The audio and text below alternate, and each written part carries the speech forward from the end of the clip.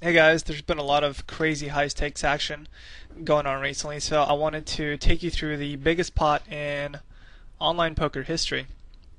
And I wanted to give you some context, so I'm actually going to show three hands that happened which led to stack sizes being what they are. To begin with, Patrick Antonius is sitting on over $1.6 million, and Isildur, who nobody's quite sure who that is. People think that he might be a Swedish player named Victor Blom, a very aggressive heads-up player, is sitting on close to 300,000. And Antonius raises. The game is pot limit Omaha, so you have to use exactly two of your cards. Antonius raises pre-flop. Isildur, as he's been doing a lot, re-raises him, and Antonius calls. So on this board, Isildur bets 14,000, gets a flat call from Antonius, and the turn is an ace. So now the best hand one can have is still a flopped straight with Queen Jack. And it's exactly what Isildur is representing by a very strong bet here, almost a pot-sized bet. And Antonius likes to take a while before making his decisions. So this is going to be a theme that happens in all the hands that we play, or all the hands that we watch. And the river's a 9, so now Queen Jack is no longer the best possible hand. Now there's all kinds of full houses. Obviously the best hand right now would be pocket 9s for 4 of a kind. But now Isildur checks, so he's been representing Queen Jack for 2 streets. And now he checks like he's afraid of the full house. So Antonius thinks for a bit, as he does very often, and bets almost pot. So he bets $108,000, and Isildur doesn't take much time to shove it all in. So now he's representing a full house, probably a hand like Ace Ace Queen Jack is a hand that makes sense, or King King Queen Jack also makes sense, where he had the nuts on the flop, the nuts on the turn, and now is shoving for value. So Antonius folds, and we go on to the next hand. So now they are almost 400 big blinds deep. Isildur is sitting on $400,000, and Antonius is on over 1.5 million. So Antonius raises, and Isildur re-raises him again, like he does very often. And the flop is 9-4-2 with 2 clubs. So Isildur thinks for a while and puts in his standard continuation bet of $14,000. This is what he does with anytime he continuation bets in this game. He'll bet 14,000 in a 3-bet pot. And Antonius, as we know, waits and waits and waits, and makes it 60,000. Re-raises him to $60,000. Isildur quickly calls, and the turn is a 7, putting another flush draw out there. So there's a club flush draw, now there's a spade flush draw. No straights. So Antonius thinks for a while. There's $138,000 in the pot, and they still have both a lot of money behind. So he thinks and he thinks.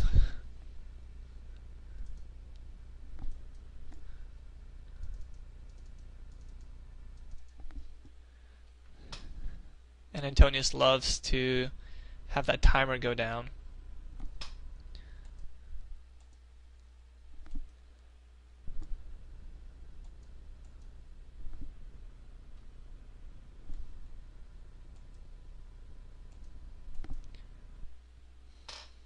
He finally bets $138,000. He makes a pot-sized bet, and Isildur shoves. So 200,000 more to Antonius. And all the observers are getting really excited. So Antonius shows up with 10-10 ace 3 with a nut flush draw and a gut shot. and Isildur shows up with 7-9, Jack 8, with 2 pair on the flop and a gut shot to the 10. So if we look at it mathematically, Antonius is behind here. Isildur has top 2, but Antonius can still win with a flush, a straight, or a 2 pair. So if another club comes, Antonius has the flush. If a 5 comes, then Antonius makes a wheel straight. Or if a 2 or a 4 comes, then Antonius is going to have a higher 2 pair with 10s and 2s or 10s and 4s versus Isildur's jacks and 9s. So at this point, Isildur has a 60% chance of winning the pot. And let's see what happens. Bam, a 3 hits on the river, and Isildur now is sitting on over $800,000. So at this point, Isildur left the table. He actually ended up losing a little bit more, but he left the table. He comes back, and now he's sitting on $678,000. This was a couple minutes later, and this now is going to be the largest pot in online poker history as of this date. So Isildur raises, Antonius re-raises him, and Isildur re-raises the re-raise, so he 4-bets. And Antonius, as he's been doing throughout all these hands, thinks for a while and makes a re-raise to $81,000, which is almost a buy-in of these stakes. But seeing as they're incredibly deep, there's a lot more room to maneuver if you're Isildur. So he hates folding. I can't imagine him folding here, given the stack sizes. And all the railbirds are getting excited because they feel there's going to be a huge pot coming up. So the flop is 4-5-2 with no flush draw. 3-6 would be the nuts, Ace-3 would be the second nuts, and after that you've got some set possibilities.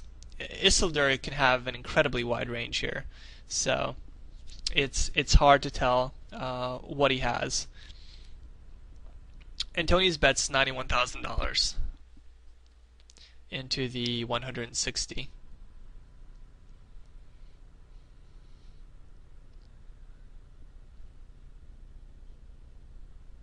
The railbirds are just starting to go nuts here. They can feel that there's going to be a huge pot going on, and in fact Isildur makes it 435. Antonius quickly shoves, and Isildur calls. So now Antonius flopped a straight, but let's look at the odds here. So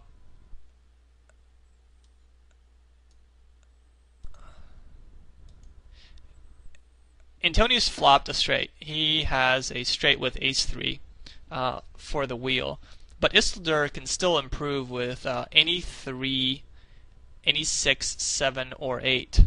All those would give him a higher straight.